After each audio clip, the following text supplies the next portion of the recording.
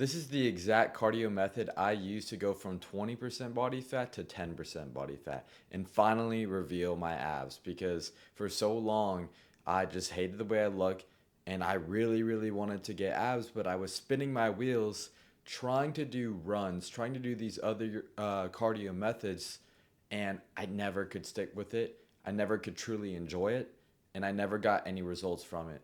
So in this video, I'm going to show you the best way to do cardio and the exact methods I actually applied and got the results from, not only for me, but for my clients as well. And you can see how easy it is to commit to. So the type of cardio you need to be doing is walking. And when I heard about that, I just got kind of bored because, well, walking, that's not fun. It's kind of, you don't burn many calories from that. It doesn't sound exciting. No way you can burn a shit ton of calories. No way you can get shredded from walking. Yep, you can. You can. And you might ask, oh, well, why don't you just go for a run? You'll burn more calories, right? Yes, but it's a lot of impact on your body.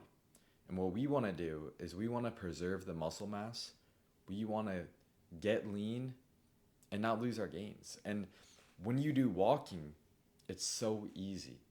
It's not, you can do so much and not feel weak, not have shitty joints, not have sore glutes and sore calves. You can literally just go in, walk for like 6 miles and then train legs. You can't do that if you run a marathon. You're gonna be gassed. You're not gonna have the energy to train legs. There's other types of cardio. People who do these HIIT classes, and that's cool once or twice a week here and there, but if you think HIIT classes are the best way just because it burns more calories, you're getting it wrong.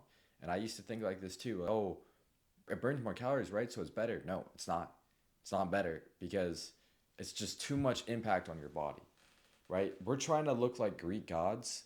And the way to do that is by one, yes, being athletic, but also not killing yourself and under recovering, because that is in a crucial aspect where everybody's talking about just train harder, but you can actually under recover. You can kill your gains by doing the wrong type of cardio and you can fuck up your metabolism. So that's what I see with a lot of you guys. You've been screwing up your metabolism because you thought it was a good idea to just start off your cut instantly with 2 hours of cardio on the treadmill. No, you want to gradually increase the cardio, and this is what we did with my client Theo, with my other client Perry. Well, when Perry came to me, he was doing all different types of cardio. He was doing jump roping, ridiculous amounts of biking sometimes, and biking's actually really good. That's a good one as well. But when he really got results, that was from the incline treadmill and not doing anything goofy. Like, I say incline treadmill, and then some of you guys think I'm gonna do a sprint and then I'm gonna slow down and then I'm gonna do a hard circuit here. And no, no, no, no, no, no. Let me put you on. When you do the incline treadmill, you want to have 12 incline, 3 speed, and that should be getting your heart rate in the right zone because it's zone 2 cardio. It's where your heart rate, it's about 130, 140 beats per minute. There's a formula, I believe it's about 220 minus your age, and that is how you find the formula for cardio, for your heart rate in zone 2, and you just want to stay there. You should be able to talk. It should be somewhat hard, but you should be able to talk. You should be able to do it and feel okay. And typically what I like to do is watch YouTube videos, get motivated, and sometimes talk to other people while I do the cardio. And you should get a decent fucking sweat from it. And it's just gonna put you in this zone where, damn, once you end that cardio, you're gonna be refreshed. It's gonna suck. Sometimes it's hard. Sometimes it feels nice. Sometimes it can fly by, especially when you entertain yourself and watch a good YouTube video, and then you're just feeling good. And sometimes you can look forward to it if you got a good YouTube video or you got a good podcast to listen to. Boom, there you go. And you can comfortably listen to it. While if you're doing something else, going zone 5, you're not going to be able to comfortably listen and absorb any sort of information in a podcast or anything like that. So that's another benefit. And you just have to find a way to do the zone 2 cardio every single day. Now, what you want to do is gradually increase it over time. So start off small, 15 minutes or so, and that's going to burn about 150 calories. And when you get in a weight plateau, that's where you can increase it to about 30 minutes. And then that's another 150 calories. But you want to gradually increase it over time. Instead, imagine if you did just 2 hours of cardio straight off the bat. Do you realize what's going to happen? Your metabolism is going to adapt to that amount. Then what do you think you're going to do?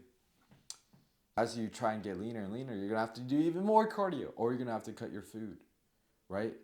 So what you want to do is metabolic priming. You want to prime your metabolism, get your food super high, get your cardio low, and then you want to have your step count around 10,000, and eventually you just increase the cardio. Boom, you're dropping weight. Maybe decrease the food a little bit, about 100, 200 calories or so. And then now you're dropping again, right? But you also want to drop at a sustainable rate, 1-2 pounds a week. You don't want to drop fucking 10 pounds in a week out of nowhere. That's ridiculous.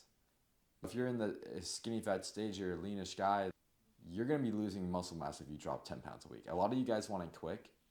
You want a quick hack, and so you starve yourself or you do loads of cardio thinking that it's going to get you there faster, but then you end up binge eating late at night and setting yourself back. Then you end up drinking and doing all this other bullshit, when really, if you just stuck with a sustainable cardio plan, sustainable calorie deficit, oh my goodness, you would be a million steps ahead. So what you need to do is figure out that plan.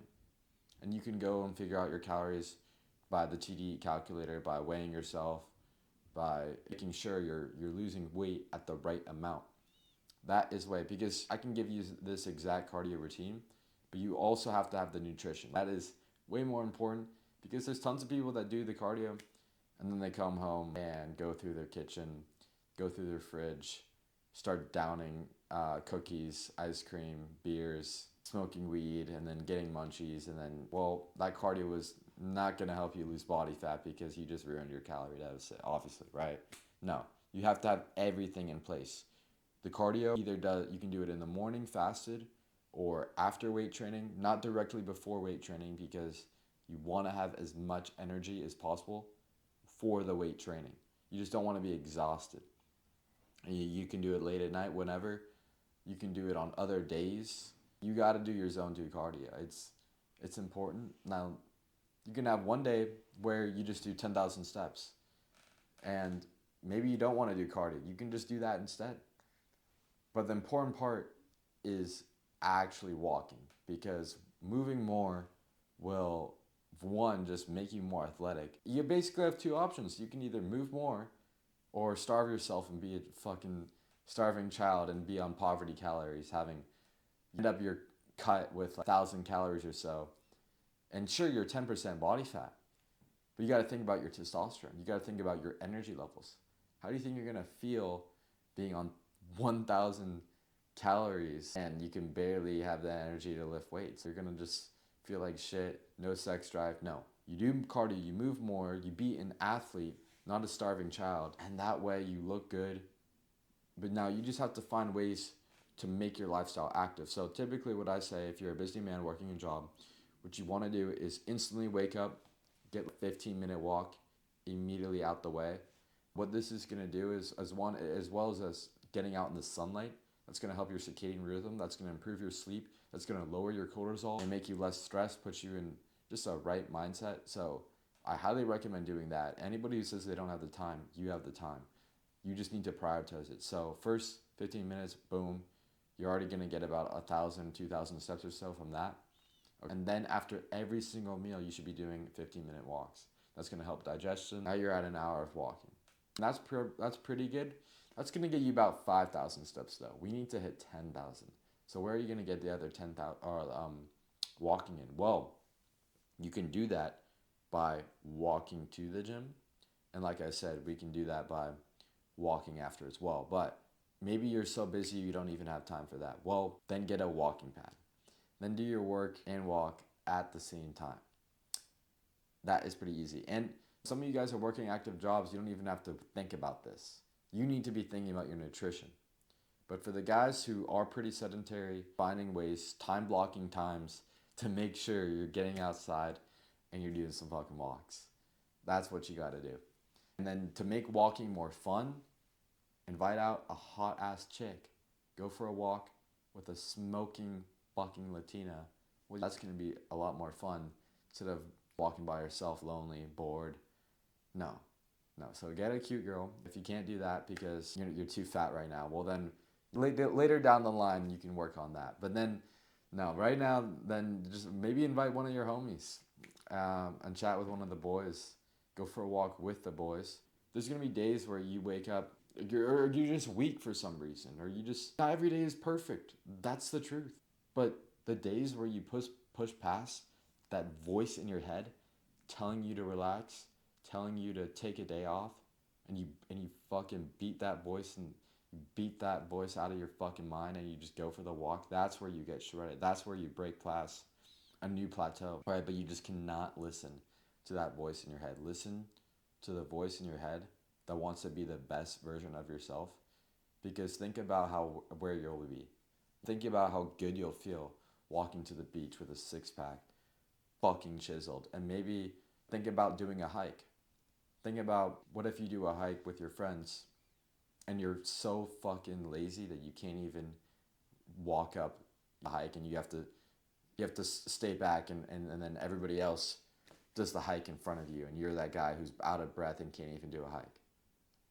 That wouldn't happen if you were getting your 10,000 steps a day, right? Imagine how embarrassing that would be if you're so fat you can't even do a hike properly. So that's why you have to be doing the 10,000 steps, not just because it's good for fat loss, but because it's good for your cardiovascular health, right? But like I said, of course, you pair that with the nutrition, with the training, everything goes together. And if you want a sustainable plan that guarantees your results, where you're not going to be stuck, where spinning your wheels for I don't know how much longer, no. If you want to fast track your progress, get a tailored plan for you and a shit ton of accountability to make sure your results are guaranteed, then apply for coaching, link in my bio, or just send me a message on Instagram. But I appreciate you boys watching this video. Let's fucking go.